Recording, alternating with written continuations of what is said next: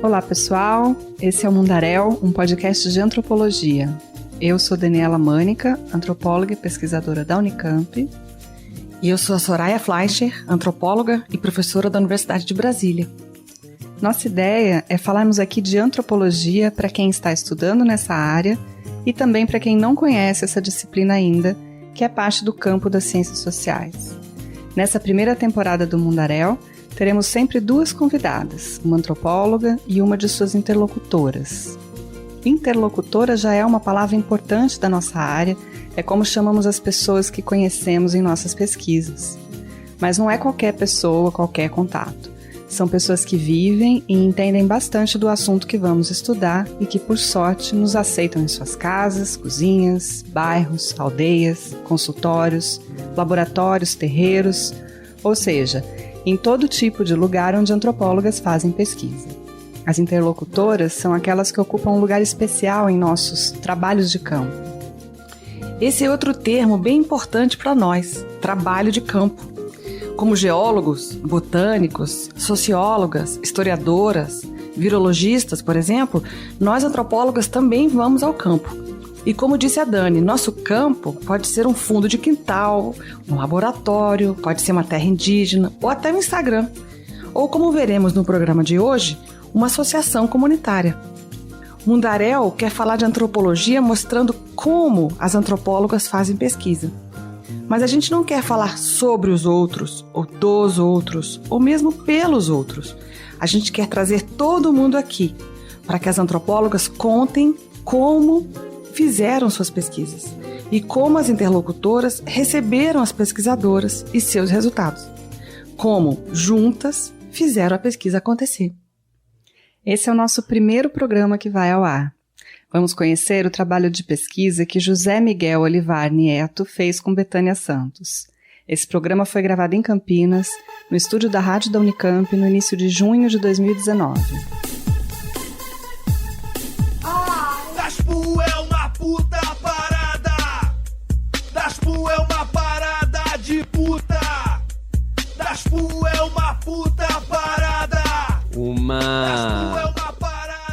Fim de tarde, chuva no Jardim Tatinga e frio.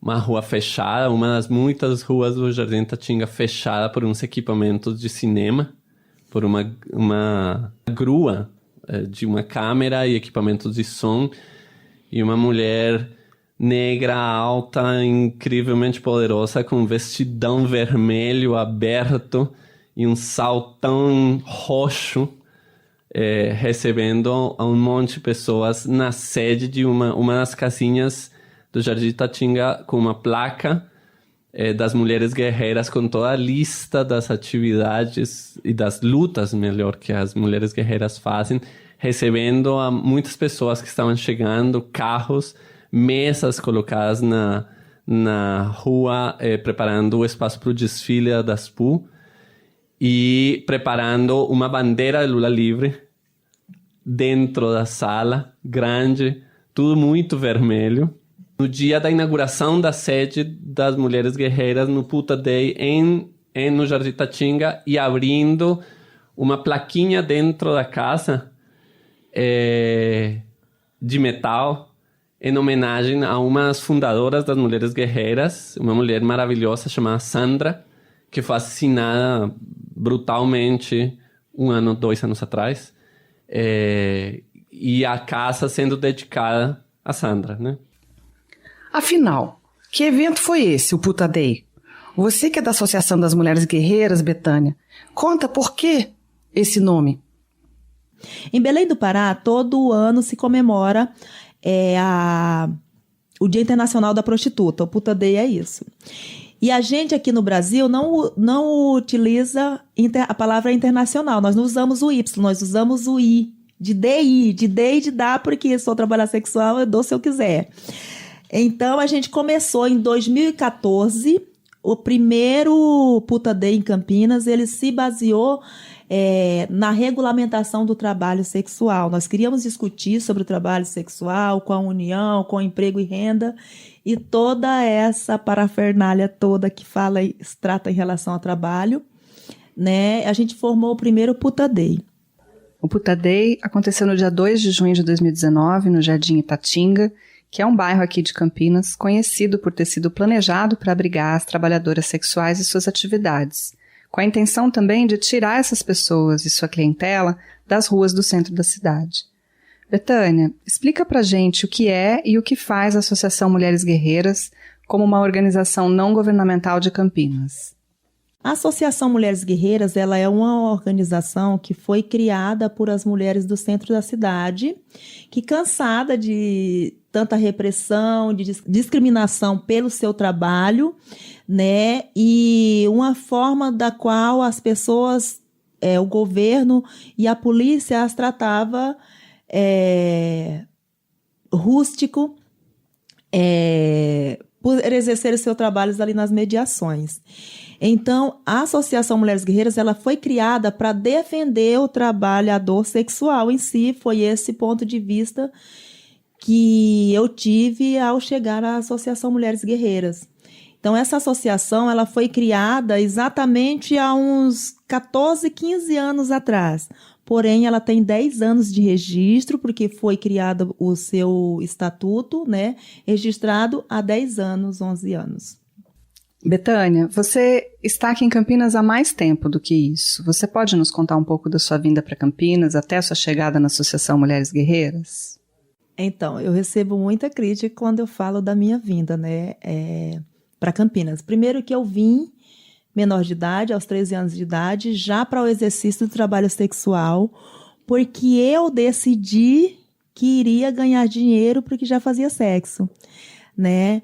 E foi uma polêmica com as minhas amigas mais velhas prostitutas, porque elas, desde o princípio, nós não aceitamos menor de idade. Então, eu fiz toda um roteiro para chegar na prostituição. Primeiro, que eu pedi para o meu pai, analfabeto, assim como eu na época, que eu queria um certidão de nascimento novo, porque eu havia perdido o meu. E eu não perdi, eu tenho 2. E daí, meu pai foi até a delegacia, né, fazer um novo certidão de nascimento exatamente como eu queria, com 18 anos de idade, que era a idade que deveria se exercer o trabalho sexual.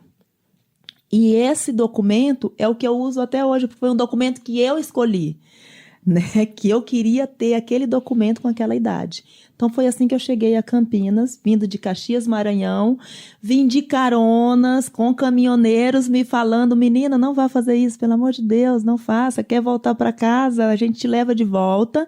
Em nenhum momento fui assediada por esses caminhoneiros, né, e cheguei até o Jardim Itatinga. Eu vim direto para o Jardim Itatinga para fazer o trabalho sexual. Você tinha alguma conexão com alguém que já estava no Jardim Itatinga? Não tinha, eu só conhecia uma amiga que era prostituta, né, e que fazia o trabalho sexual no Jardim Itatinga, porém sua família não sabia, só sabia as nossas amigas. E eu investiguei, né, como que fazia para chegar, e quando ela se deparou, deu por si, eu estava no Itatinga. Zé, você veio da Colômbia, onde você já tinha trabalhado dentro de uma ONG bem no interior do país, com os temas de sexualidade e juventude. Conta pra gente, então, como você veio parar no Brasil e depois em Tabatinga, que é um pequeno município na fronteira tríplice entre Brasil, Colômbia e Peru. Eu sou de Bogotá e morei 3 anos fora, no interior. E Colômbia entrou num processo, no final de 2009, nos anos 90, início dos anos 2000, num processo de virar intensificação da guerra e de um governo de direita muito pesado e de intensificação da guerra, e eu trabalhar em contextos que eram afetados diretamente por isso.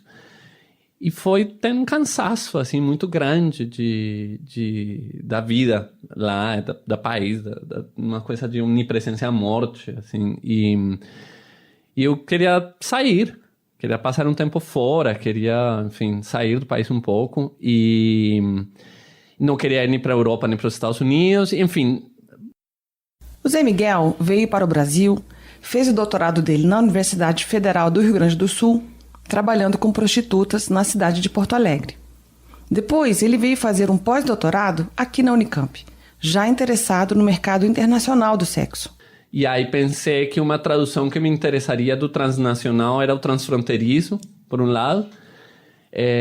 E na época, em 2009, tinha pouquíssima pesquisa sobre prostituição em interiores, Amazônia, fronteiras, digamos. Então, meio que juntava várias coisas que tinham sido pouco escritas, pouco estudadas, que me interessavam, que podia fazer. E tem outras coisas mais do plano afetivos, subjetivos, digamos assim. Eu nunca tinha colocado um pé na Amazônia, sonhava com fazer pesquisa na Amazônia. E Tabatinga tem uma cidade do lado, que é colombiana, que se chama Letícia, que tem um aeroporto, o que significava que eu estava 2 horas da casa da minha mãe, em Bogotá. Então, isso também era importante, digamos, e restabelecer um vínculo de pesquisa e de troca de conhecimentos com a Colômbia. Então, meio que nesse processo todo, e claro, isso nunca foi assim de direitinho, não aconteceu desse jeito, né? Foi mais confuso que isso. Mas nesse conjunto de coisas, terminei indo para Tabatinga e para uma cidade que se chama São Gabriel da Cachoeira, que é no Alto Rio Negro, onde tenho feito pesquisa os últimos anos. Teve uma pessoa especial com quem você conviveu bastante durante a pesquisa e que se tornou uma das suas interlocutoras centrais. Você pode contar um pouco dela? Sim. Era, né? Ela morreu em dezembro de 2015. Ela era uma mulher, era uma dona de um prostíbulo, colombiana, lésbica, dona de um prostíbulo em Tabatinga, no Brasil. E isso, nessa primeira atividade que eu fiz junto com a Secretaria de Saúde de Tabatinga, ela chegou e teve um amor, assim, à primeira vista, digamos, e uma coisa também um reconhecimento nacional, digamos, você é colombiano, que ótimo, e eu encontrar ela colombiana foi também um sonho. E a gente ficou muito amigo, ela me recebeu, então assim, a minha casa em Tabatinga e o meu centro de pesquisa e de trabalho e afetivo e familiar em Tabatinga foi esse prostíbulo.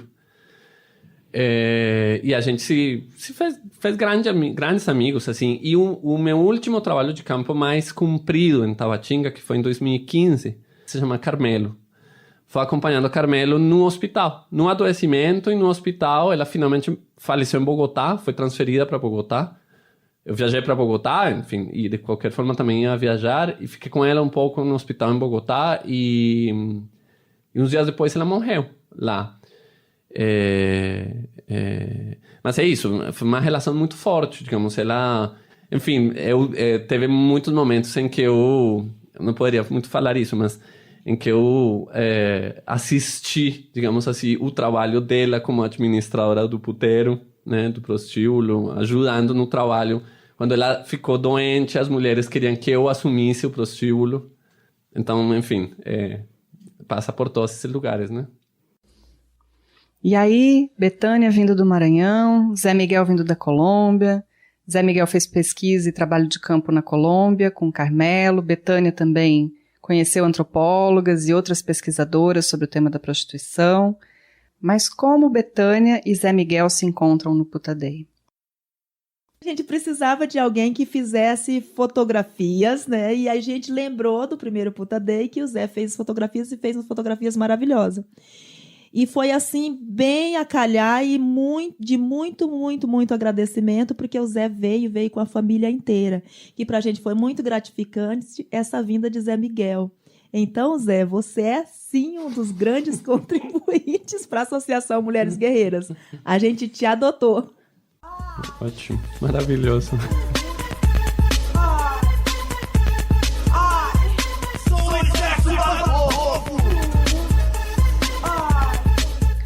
Sora, eu quero começar comentando esse primeiro bloco do programa. Não é à toa que trouxemos uma cena. Zé Miguel descreve com detalhes, com cores, som, personagens, figurino, aquele dia do Puta Day aqui em Campinas. Esse exercício da descrição é uma coisa bem importante na antropologia, né? Porque a descrição é capaz de transportar as pessoas que leem ou que ouvem para os locais por onde andamos, por onde fazemos pesquisa. A cena não somente cria empatia, mas ela cria proximidade. Ela desloca as pessoas dos seus sofás, escritórios, permite que viajemos junto com as antropólogas até o campo. É isso mesmo, Dani. E a outra cena, que é quando a Betânia descreve a vinda dela para Campinas, também. Ela tinha 13 anos, foi criticada pelas colegas mais velhas, depois convenceu o pai a refazer seu RG, tem sua viagem de caminhão até São Paulo. E é no meio dessas cenas que a gente vai percebendo nuances tão importantes, né? Por exemplo, o fato de ela ter 2 RGs, mas valorizar o documento que ela escolheu, como ela disse. Isso que parece ser só um detalhe chama atenção para como a escolha é parte importante da vida da Betânia. Desde a opção profissional até a migração, a entrada na associação, a construção e inauguração da sede nesse dia do Puta Day. É justamente por isso que a antropologia dá valor às histórias e que o trabalho de campo envolve puxar papo, dar trela para as pessoas contarem suas histórias.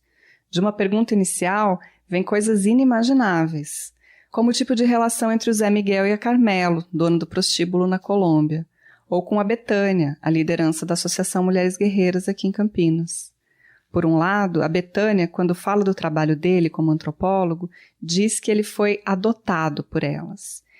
E o Zé Miguel nos contou, enquanto a gente preparava esse programa, que a Carmelo se referia a ele como filho. Ela dizia que era como se ele tivesse saído mesmo de suas entranhas. Eu acho muito interessante que essa metáfora do parentesco, da filiação, adotiva ou biológica, tenha sido usada pelas interlocutoras sobre a relação com Zé Miguel. É muito comum que as pessoas encontrem uma forma de entender a nossa chegada e a nossa permanência entre elas. É comum recebermos nomes, por exemplo, ou um apelido, um lugar específico para ocupar. O parentesco, essa linguagem familiar, é uma linguagem comum de aceitação e também de afeto, de concordância com a nossa presença ali. E o Zé lembra que eles nos adotam e nós os adotamos também. Ele lembra que é isso que acontece nas relações de longa duração, que são tão características de grande parte das pesquisas na antropologia. A gente não vai, faz somente uma entrevista e vai embora. É mais comum ficarmos mais tempo, e na convivência com tanta gente, relações mais fortes surgem com algumas dessas pessoas. A adoção é mútua, afinal de contas é uma relação. Isso mesmo, Dani, concordo com você. Acho que veremos se repetir muitas e muitas vezes aqui no Mundaréu como a antropologia só acontece porque estabelecemos relações com as pessoas com quem pesquisamos. Mas nem sempre são relações de puro amor, amizade, parceria. Às vezes são relações tensas, pesadas, até de animosidade, de briga. Mas é a relação que torna possível a pesquisa em antropologia. Isso sem dúvida. Eu também queria chamar a atenção para as viagens, de como são importantes na nossa área. Sair do lugar de origem para estudar, para fazer pesquisa, para conhecer, para entender, para morar. A viagem, o deslocamento é bastante comum.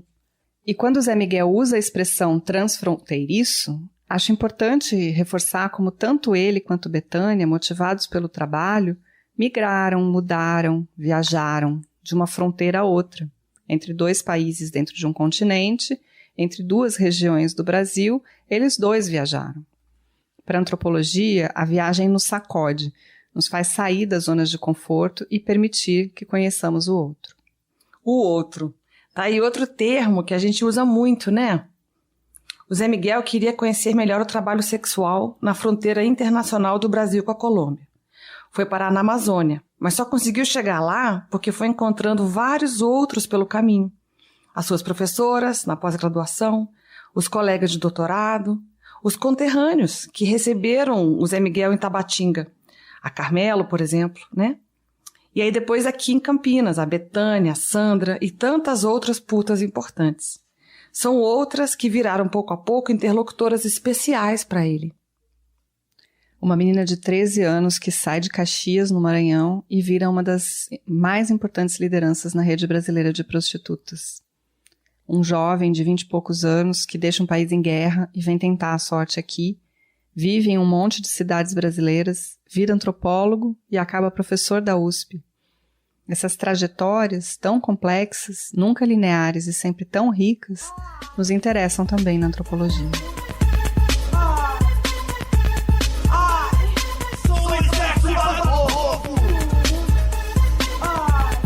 A Betânia e a associação já conheceram muitas antropólogas. Muitas delas chegaram para fazer pesquisa sobre o trabalho sexual aqui na região de Campinas.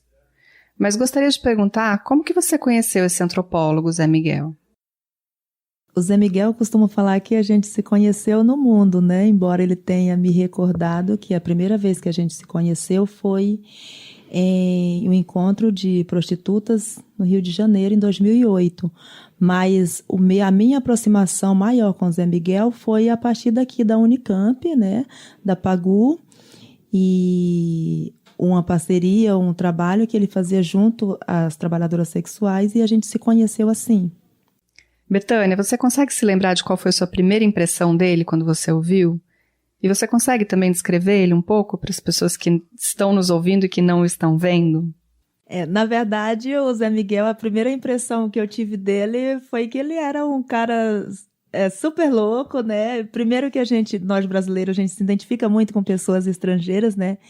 E eu já percebi logo de cara que ele não era brasileiro, mas uma pessoa assim bem antenada com os assuntos do qual a gente estava tratando, que era sobre o trabalho sexual dentro da rede brasileira, né? Então, essa foi a primeira impressão que eu tive dele, né? Uma impressão super positiva.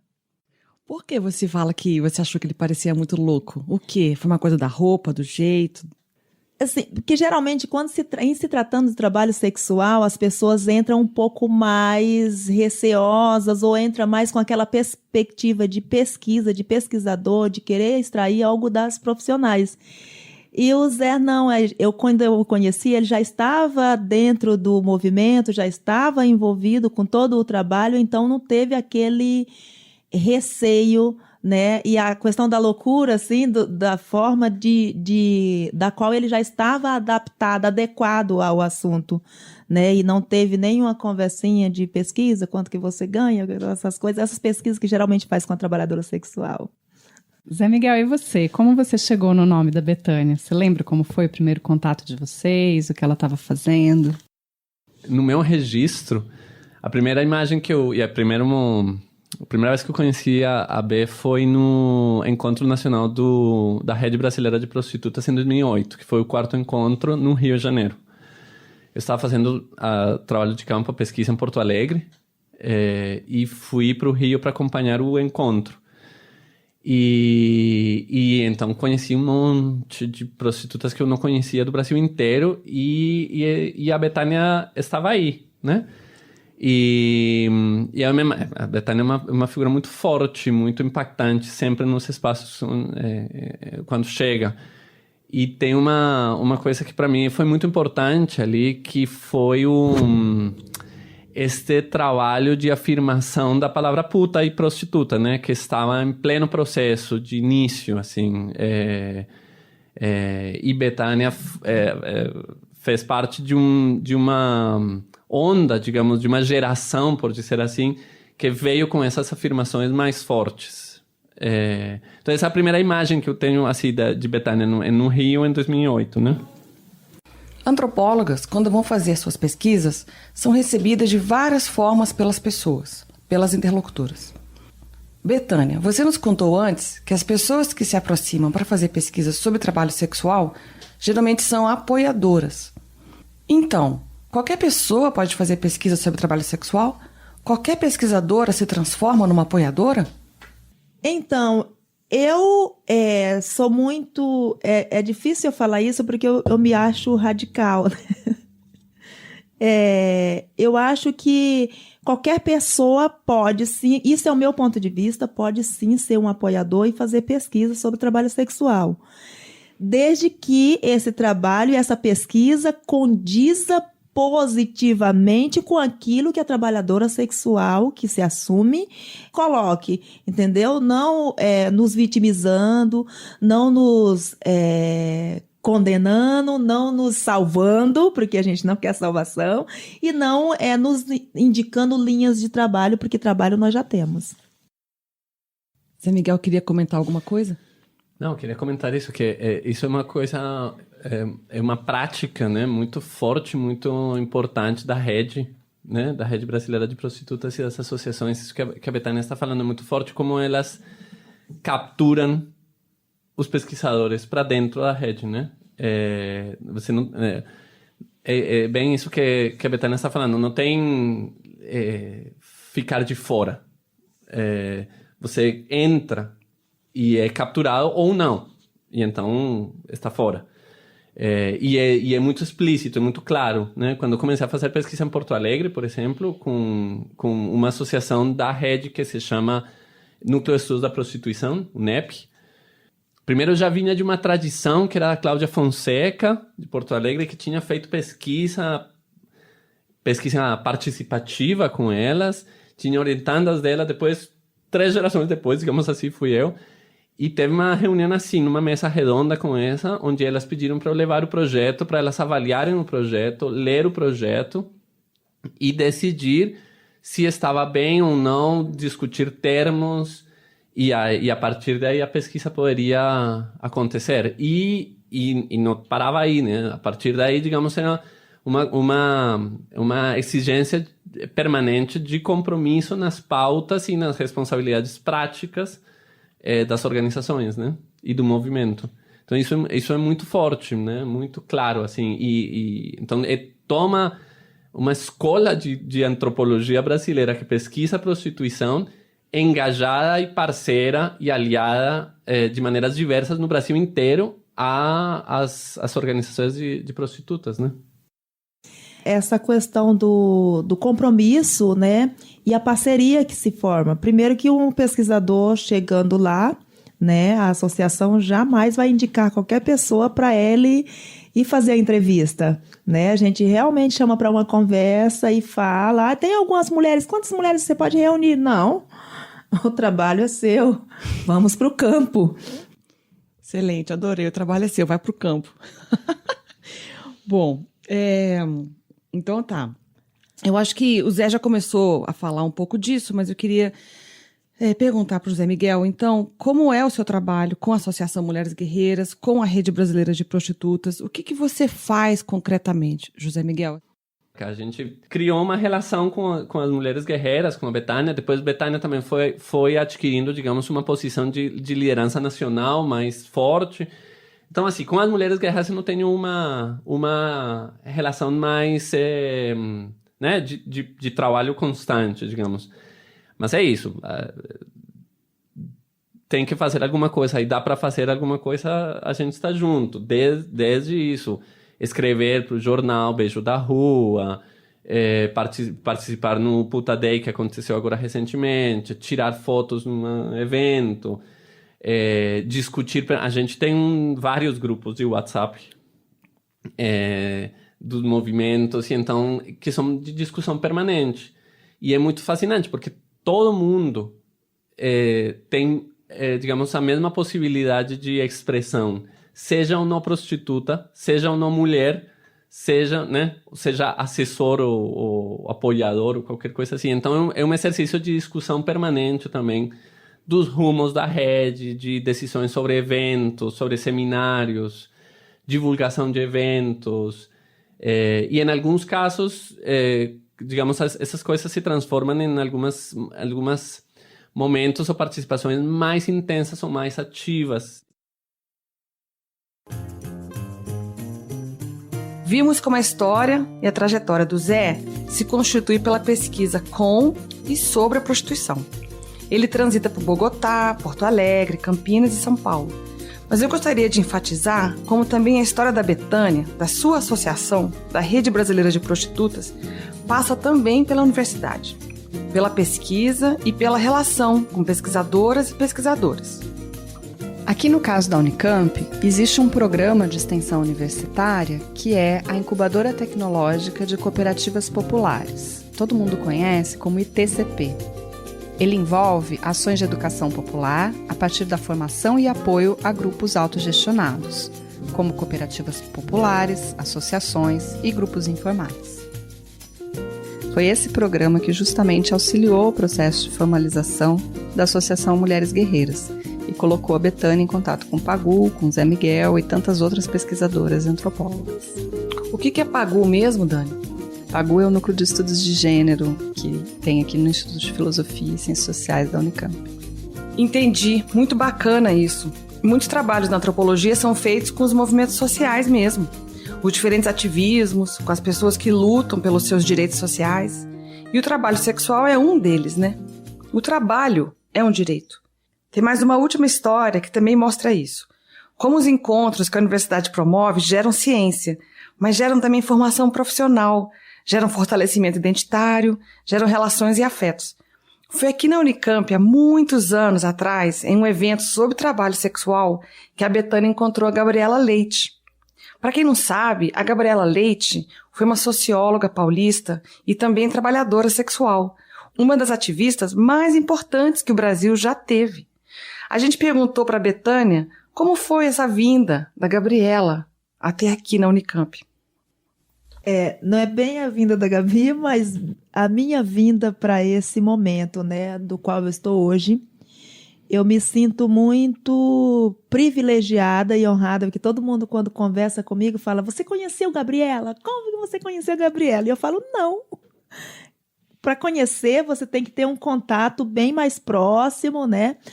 Mas Gabriela, como sempre foi uma mulher ao seu tempo, né, já estava bem doentinha, né? E ela me reconheceu. Então, Gabriela me conheceu no meio da multidão, aqui dentro da Unicamp, em uma das salas de palestras, e me conheceu como uma colega, né? E se levantou da cadeira, bem pequenininha, e me encontrou no meio da multidão. Olha, aqui eu tenho uma colega que é a Bethânia. E neste momento, eu me senti no direito de levantar essa bandeira que é minha. Uma bandeira que foi criada por ela, mas é um legado que eu trago. Mas foi esse o meu primeiro passo para ser quem eu sou hoje. Para ser Bethânia Santos, para ser a prostituta que eu sou hoje, levantar essa bandeira de luta que é a palavra puta.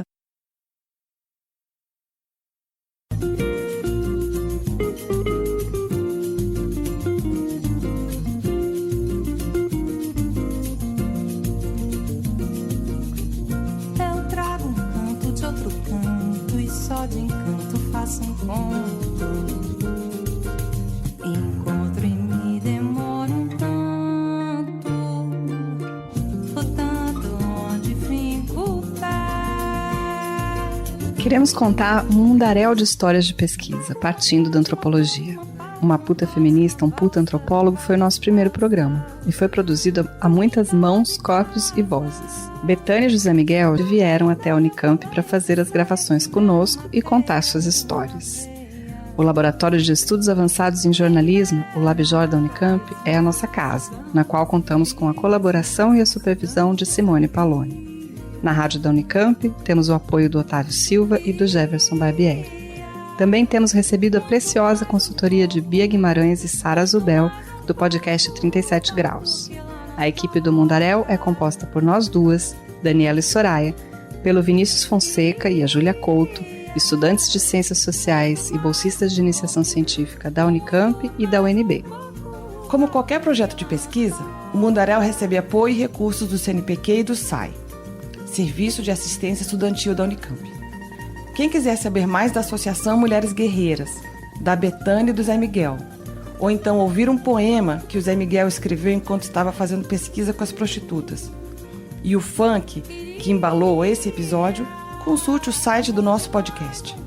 O endereço é mundaréu.labjor.unicamp.br. Agradecemos pela sua audiência e até o nosso próximo programa. Até!